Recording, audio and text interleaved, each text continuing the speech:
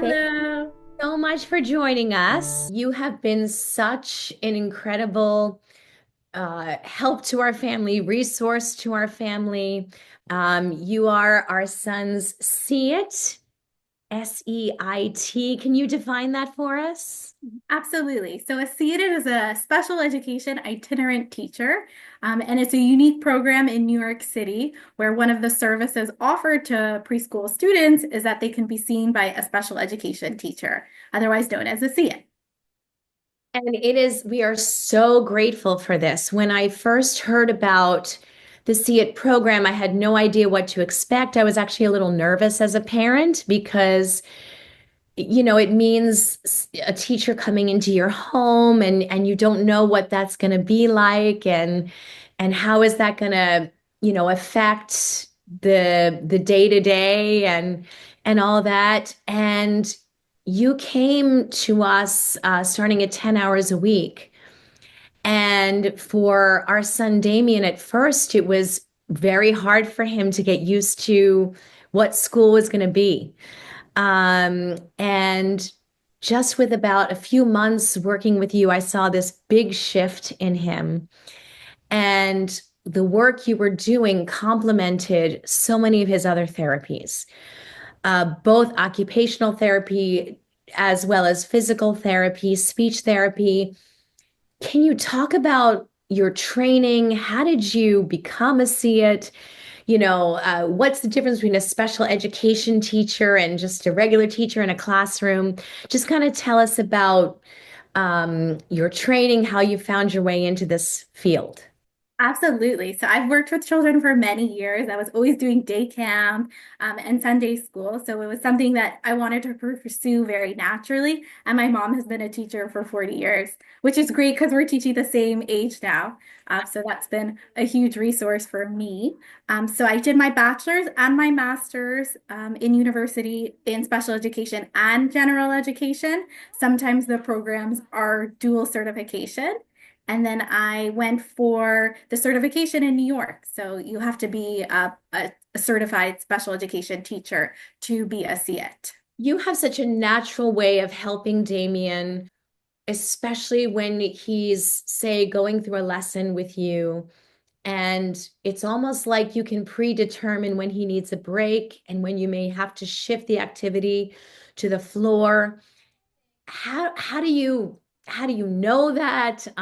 Where did you find that ability to be so sensitive to a child's needs in that way? So actually, when I was doing my practicum, so when I was doing my field work, I did a lot of one-on-one work in small groups. That's just kind of the opportunity you have in the classroom. So I really got that one-on-one time with the student, and it's really about like learning their cues, trying to anticipate what his needs are, being very sensitive to his body. Sometimes, like if he's tapping his foot, I know, okay, it's time for us to maybe just stand up, do some movements, some music, or if I see kind of his hands, they're like starting to grasp a little bit more, that means, okay, we got to take a step back and maybe it's time for Play-Doh or sand, a little bit more of an activity that can give him that stress release that his body is sending. Also, now it's been great that because he's becoming more verbal, he could also communicate those needs to me and say, my hand is tired, or I Yeah. need a break, which has been really wonderful. It has also helped kind of shift our classroom more productively as he begins to, communicate more expressively. Yes, because you've been Damien's teacher now for over 2 years. And in the first year, he could not communicate verbally at all. No. And how did you know how to respond to those nonverbal cues? So, like they've been doing at Smile, it's really that total communication approach where it's Yes. sign, it's cues, and Damien is really good at like miming things out, which has been very helpful as well. So it's really just being in tune with his body and also always asking for confirmation if needed. It's okay to check back in with Damien and ask him, is this what you're referring to? Yes. and being very clear with him so that he knows that you understand. Sometimes in interactions with children who have language delays, you need to be very clear so that they don't just need a confirmation of yes or no when they ask you something. You need to repeat it back so that they understand that you understand what they're referring to. Now, have you worked with children also in early intervention, right? Early I have intervention. not worked with children in early intervention yet. It's something I definitely like to explore as well. So most of my training has been, so it's the certification is birth to second grade. So I've done a lot of academic study in the early age range, but most of my experience has been in the school setting in pre-K to second grade. Okay. And you can have a special education teacher in early intervention as well, which we did for Damien. And I remember early on we lost that additional funding for the special education teacher because Damien was doing so well cognitively. Can you talk a little bit about how parents can advocate to have either a teacher in early intervention or for the SEIT services specifically? Absolutely. So that is something that you'd have to be very explicit about that you're looking for in early intervention. I believe it's called a developmental interventionist. That would be kind of the term. And then later in preschool would be a SEIT. And that's something you can advocate for in the IEP meetings to kind of explain. So a SEIT doesn't just work with those pre-academic skills, it's also social skills, whether Yes. you feel like your child is struggling to interact with peers, you can use that as evidence as to why they might need a special education teacher to help out. I always thought about a special education instructor, their job was teaching, starting the foundation of learning to write and to read. And watching you with Damien, I realize as you're discussing, it's just so much more. It's the social, it's supporting the OT and the PT. Can you talk a little bit about that as well? Yeah, I've had the privilege to work with OT and the PT in a school environment. So some students who are receiving SEIT services are going to be in a daycare setting. They might be somewhere more informal, like a library, if that's something that's been pre-discussed with a parent. So because I've had that experience working in a school with the OT and the PT, I can really see how those skills come together. And for me, it's really about pragmatic. So how can Damien now implement these skills in his everyday life? And because we're in the home environment, it's something really special that we have where I can really see him go about his everyday routines and to see where where he's doing well, where we can improve on. Yes, and you also have the IEP. So even though I know you have met Damien's OT and PT and speech therapist, which is rare, right? Sometimes if you're in a home environment, but you already have a relationship just based on the IEP. You know what the goals are. Right. I review those goals and make sure I also am reading the progress reports so I can see where he's doing well and where I can perhaps implement some of those stuff in during my sessions because again they're a little bit longer, so he's receiving OT, PT, and speech for between 30 to 45 minutes. Usually it's 2 to 3 times a week, but see it hours are usually in 5, 7.5, and like 10-hour increments. That's kind of the average, so it's almost double the time. If not, I'm seeing Damien now 3 hours a day, so I can see where I can put those skills in during my lessons. For me, I had never known much about an IEP, what it was, what is the importance of the IEP? Can you talk a little bit about the importance of it, how you use it, how the districts use it?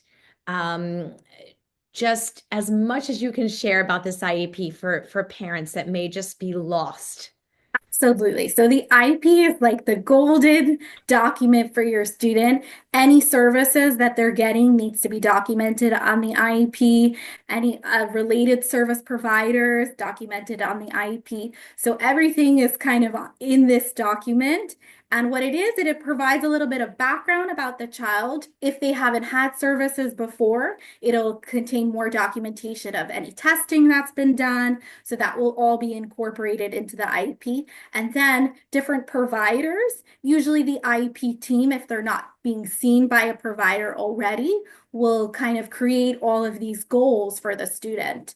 And those goals are what the providers, the SEIT, the OT, the PT, and the speech therapist are using to inform their sessions and also as a way of tracking the progress. So we can really see clearly if Damien is making progress towards those goals. Do they need to be adjusted? How can we then evaluate what he's been doing so far? I noticed a significant growth in Damien's speech, even very early on when you started working with him. Uh, and I'm not sure if it was your specific approach, if had a specific goal in mind or way of working, but how did you teach Damien uh, his letters and things like that in a way that really helped his speech move along so quickly? So now we're actually like working on such a cute little curriculum, which it's a multi-sensory approach to learning the alphabet, so that he's using his body, his sounds, and his movement. And naturally, as you're learning the alphabet, your speech is going to improve because you're saying those sounds better. You have a more of awareness of we're just starting, beginning word sounds. So if we know that cat starts with k, It's always we stuck can in my now head. improve on the way that we're pronouncing the word um, and Did how you it's get a being new used one? also in a Good for you. sentence I and know more it's good. informally. So my goals for Damien have really been communication is definitely the top there, that he should be able to kind of communicate his needs and be able to go about his day as independently as possible. Some advice you can give for parents that may be concerned about having to see it at home and not being in a traditional school environment? Absolutely. So I recommend, as much as possible to take your child out into your community environment, see what's available, whether it's the library. We've been fortunate here. Damien has the playroom, which is amazing. So he's able to interact with other children, and as much as possible. But also you can, practice those skills at home. Damien and I play a lot of games and board games and dramatic play. So hopefully those skills will then translate while he's interacting with children more naturally in other settings. So you can practice with your children those skills. If you see that there are certain deficits, if you see maybe your child is having a hard time, initiating play interactions, you can kind of maybe get a couple dolls and mimic. I do a lot of modeling. So I'll say a sentence and then Damien, sometimes I'll prompt him to repeat the sentence, and other times Yes. he'll kind of do it more naturally. For your typical teaching sessions, do you have a typical teaching session? Can you kind of talk about uh, the way you do it? Is there like a warm up and a central activity, or how do you kind of design your typical session? Absolutely. So I try to model the typical session, what would be in a preschool classroom. So he's getting that kind of well-rounded preparedness for school. So it'll start with, the calendar and some just routine activities. And then there's usually some form of direct instruction so that there's a particular skill I'm trying to teach him of that day. And then the rest of the session, I try to do like learning naturally through play and more informal activities because that's really what's going to benefit him at this stage is that he should be able to kind of communicate more effectively as he's playing or as he's letting you know his needs. And I've also been able to see how he's interacting with his parents and now in the playroom as well with peers, which has been really great. Yeah, and it's been such a huge help to us because as we toured so many schools, when Damien was approaching the 3K age, and We communicated to you at that time that he would have to be in an adaptive stroller. He wouldn't be able to use his walker, and it was a big concern for us. And having you as a part of his team helped us so much to keep Damien progressing with his therapy goals. And that's been such a huge thing for us because right now it's such a big focus, Damien's therapy goals, particularly the physical therapy and the speech therapy and the occupational therapy. And having the special education teacher at home really allows us to continue that moving forward. And then you've also been able to help us go on outings and bring Damien throughout the community and really feel a lot more included in a way that, in some ways, the typical school environment wasn't helping us at this particular time. Can you talk a little bit about how you have found that um, having that school at home has kind of helped that process? Absolutely. I've done see it work as well in the classroom, and sometimes there can be a disconnect between the school environment, what you're working on, what skills you're working on with the student in school and at home. So if I'm in a school setting, I do my best to speak regularly with the parents. I'm kind of sending home different tools that they can use, but I know that they're not always being utilized. And sometimes we're not on the same page. Different behaviors are okay in a school setting, but they might not be okay at home, and vice versa. But here, when you're in the home environment, it like really naturally translates into what's being done at home. I can also see more how Damien's doing in his routines that I can't always see at home. You know, a parent can share with me how they're doing at snack time and how it's going with potty training, but I'm not really getting that firsthand vision of what that looks like. But when you're in the home environment, it's so much clearer, and then I really know where I can help. And I feel like the communication is also a little bit easier because you're seeing the parent every day. So that Yes. definitely helps. And your help with potty training has been significant for us. You had a recommendation just to have him go see his pediatrician because you noticed that he was using the potty a little bit more frequently. To have that extra support has been, I can't even, stress how much that has helped us. What do you find most helpful in working with this population? So for Damien, I think it's really about flexibility in the learning environment is the most important because he kind of needs to be able to do things in his own way, and he really wants to feel independent. And it's so important that we're Go. kind of developing that skill in him. So sometimes I've just got to, Good job. reflect on the way that Wow. I'm presenting material. Can it be done differently? How can it accommodate Damien's needs more so that he feels more comfortable in the learning setting? So sometimes, I have a great plan about a way I want him to, a lesson, or it's a material he's using, cutting a piece of paper, something like that, Yeah. and being able to kind of shift my approach so that Damien can feel confident and that he can succeed in the tasks. Yes, and I so appreciate the way you will communicate with his Maddie, his occupational therapist, to say, we're going to work on cutting, or we're going to work on writing. What are some, recommendations that you have?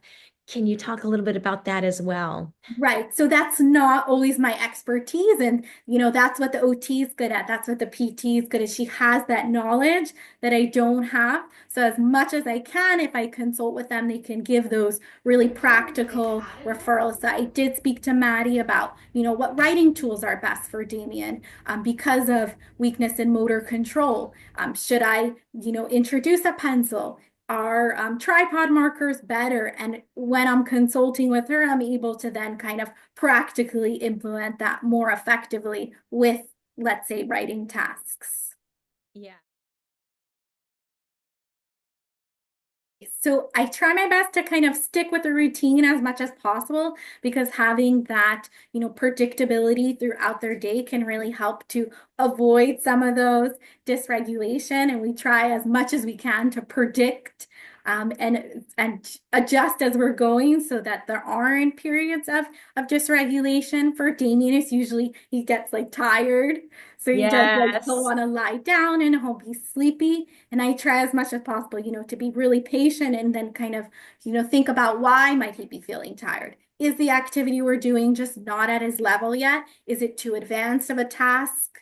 What is leading to that frustration where he feels like he has to now maybe act out a little bit more. And then I can go ahead and adjust. And also, but in the moment, there are tools that can help, like a sensory box, different calming techniques, breathing. Damien does really well with that. And he's usually able to kind of regulate independently.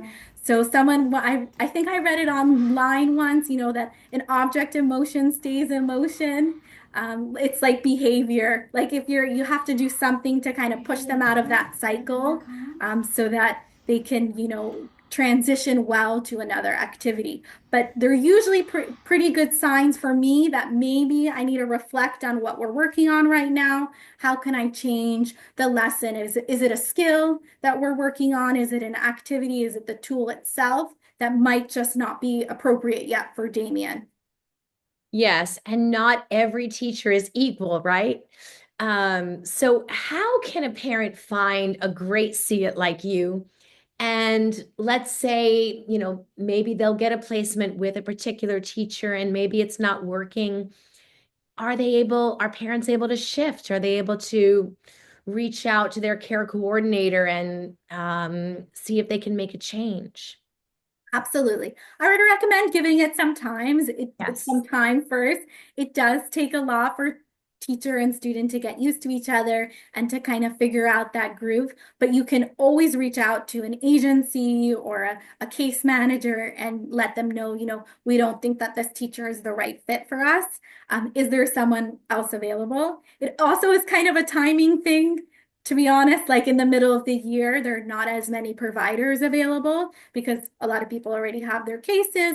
But if you're coming in the summer months, you can always reach out. And I feel like you do get a good sense in like an initial phone call that you're having with a provider. You can kind Right. of get a little bit of a sense. And even at that point, you can reach out to the agency if that's your point of contact and say, we don't think that this is the right fit. Is there someone else you can recommend? Now we're going into age 5, kindergarten, and it has been such a positive model for Damien. I'm not saying it's for every child, but we're going to be doing something called pendency. And this is all new to me. I wonder if you can talk about pendency for parents that don't know about that. It's something where, and I'm just learning about it myself. We can have the same model that we had this year again next year. So it's for Damien to be able to stay at the Smile Center for his PTOT and speech, and then to continue to receive See It services. Um, can you talk a little bit about that process? Okay, so pendency, really what it means is that the services should remain the same, like you mentioned. So usually when a child enters kindergarten, there's a turning five meeting, and all of the services will be reevaluated. And the placement might change, the placement recommendation might change, and usually the services do kind of, you'll see a little bit of a decrease. And the reason that services decrease is because the school want that the student should be in the classroom for the maximum amount of time, and that when they're receiving those services, it means that they're being out of the classroom, and transitions can be challenging, and so there is that. So sometimes you'll see like a little bit of a decrease in services there. So pendency, when you are using a lawyer to kind of get the services to continue, is that they should remain the same. So placement remains the same, and because home placement is where Damien is now, that would remain the same. Right. So that's something that I've been learning now with pendency is that you need to get a lawyer to help advocate to have another year of those services. So Yes. it's a lot to navigate, isn't it? It's definitely challenging for teachers as well. Our best work is in the classroom, not Yes. so much all of the the paperwork and the documentation. The advocacy is very important, but it's also a learning kind of curve for teachers as they interact with different students. Last year my students had different needs. I was actually working with a student to get them to a different placement. So there each child has unique kind of needs in that Yes. way. That's such a good point because for some students, being in a school setting is ideal. For Damien right now, having his services at Smile and at home is the best fit for him right now. Can you talk a little bit about that as well? Like when you recommend placements for students, sometimes in a traditional school setting and sometimes at home. So placement, I'd say, is kind of the hardest thing for me when that turning five meeting comes along, and I'm still learning, what's best for the student. It's kind of making that recommendation. So we could discuss a little bit about like school settings, what that Yes. looks like. So there's a general education classroom, which means that all of the students are generally typically developing, but there might be, one or two student who has an IEP who is receiving small services. So they might be receiving OT twice a week, or they might be receiving counseling, but the recommendation is that a regular general education classroom would be appropriate. Then there's an ICT classroom or an integrated co-teaching classroom, sometimes called an inclusion classroom, which means that there's general education students and then there's special education students. And it's usually about a 60-40 ratio, 60 students without IEPs and 40 with IEPs. And there's usually a general education teacher and a special education teacher. And then the settings go a little bit, we call them a little bit more restrictive. So there'll be a contained classroom, which is usually a 12-1-2. So there'll be 12 students, all with IEPs, and depending on kind of what setting you're in and what the school can accommodate, it might be students with similar needs. Sometimes it'll be a K through 2. So it'll be students from kindergarten to second grade.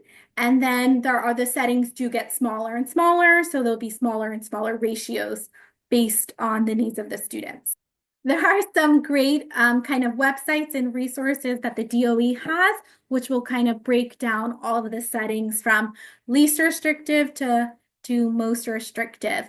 And it's kind of really, it's a decision that you have to make as a team with parents and teachers based on what the priorities are for the students. Sometimes the goal of a parent is to have the child in the most mainstream as possible. And sometimes parents feel that there's more support in a special education classroom, so that would be a better fit for their child. So I would recommend for parents to really know that they're the best advocate for their child. The teacher is really important, and the other providers are there for advice and to help you along the way. But really, you're the strongest advocate for your child, and you know their needs really best. And it's important that you're assertive during IEP meetings and any sort of interactions that you're having with providers where you feel comfortably that you can communicate those needs to the provider. I know that when we started, we were doing 5 days a week, and you actually came to me and said, 4 days a week is better. And that wasn't something I was sure about, but because it was something you had advocated for, and that has been a huge change for us in our schedule. I think it's much better for Damien that he's not having the school every day, especially because he was receiving services every day of the week and he needed a little bit of a break. So because you were able to kind of advocate for that, and it wasn't something I'd even thought of, it has made a huge change in our learning schedule. So definitely remember that, you're the strongest advocate and you can always advocate at any time. So even if an IEP meeting has passed and you feel like I want to make a change, a goal doesn't seem appropriate, I want to request something else, a provider is not appropriate, you can always reach out back to the IEP team to let them know, whoever is the case manager at the time, and let them know that you'd like to make any sort of change. Fantastic. Thank you. That's always silly, right? These are for short breaths, Damien. It's like inhale,